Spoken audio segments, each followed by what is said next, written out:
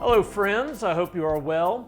For this week's reflection, I'm going to use a chapter from Eugene Peterson's little devotional book. This one is titled On Living It Up, and this is what he has to say.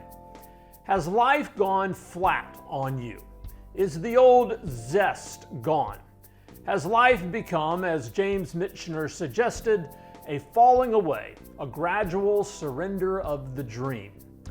It has for many. Morals get flabby, goals lose their magnetism, imagination goes slack. But no one was created to live listlessly. No one is fated to boredom.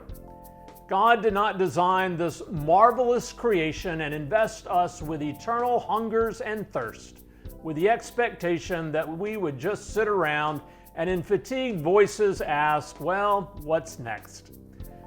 Living the Good Life, philosopher Nikolai Berdyaev is said to have written, is frequently dull and flat and commonplace. Our greatest problem, he claimed, is to make it fiery and creative and capable of spiritual struggle. Jesus, in his parables and example, wakes us up to the central vitalities of life, the realities that provoke intensity and participation and commitment. His example prompts us to live upward towards God, to live on tiptoe with expectation, to live in such a way that our lives increase and develop with the energies of God's grace. Christ's way of life is a holy attack on everything that leaks the brightness out of our lives or detracts from the promised joy of our faith. It demolishes anything that promises liberation, but in fact imprisons us in boredom. Following him evokes a life purposed heartily and meaningfully. I really am struck by that. It struck a chord with me.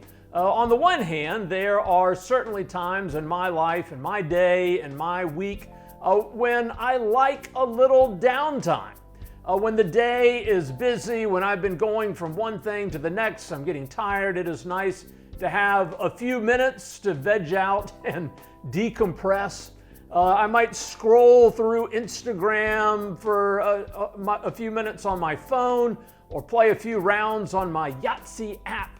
Or at the end of the day, I might flip on the TV for a little while and watch something lighthearted or entertaining or catch up on my favorite show for a little while and see if there's maybe this time of year a football game on or something like that, just to lose myself for a few minutes and relax and decompress. I guess the catch is, though, what happens when those little periods of distraction and refreshing turn into just all there is?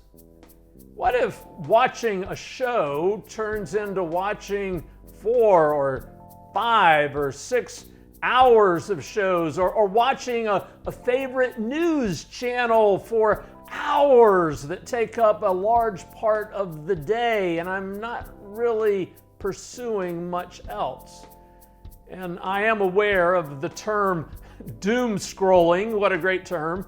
Doom scrolling for what happens when a few minutes easily turn into a few hours of scrolling through Instagram or YouTube videos or Facebook posts. Are we just filling time at that point? Are we killing time? And why? At this stage in my life, I do think about that some, like, what will I do with my time after the kids are all out of the house, and even more so when I retire? I hope I will be intentional about finding new adventures, new ways to engage my interests. Maybe I'll have new opportunities, a little more time on my hand to do some things that I've been thinking about. Go explore that big, amazing world that we live in. Explore new parts of Atlanta. Go see things I haven't. Travel to other places around. Develop new relationships with friends and neighbors and spend time with, at that point, kids and maybe grandkids, wherever they may leave. Go see them for a while and do things and take them places. A couple of times recently, I was walking our dog Cody on a local trail and saw one group of women of various ages. They were all out hiking together one morning, and at another time I saw a very diverse group of men and women out hiking together, like they were part of a club or something that had all gotten together to do this. That was their common interest. That looked like fun to me, and I love being outdoors, so finding a group of nice people to do that with sounds great to me. I've known other people, though, who couldn't do as much physically, or they didn't want to, but they started learning Spanish or joined a book club or took an art class, or even one woman who started learning to play the cello. That was amazing.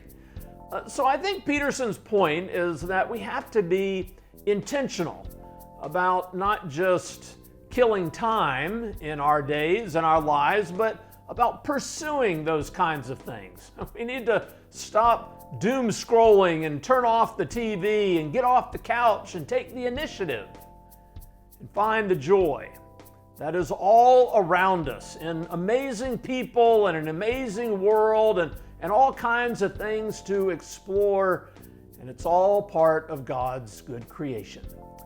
What do you think? Go in peace, friends. Amen.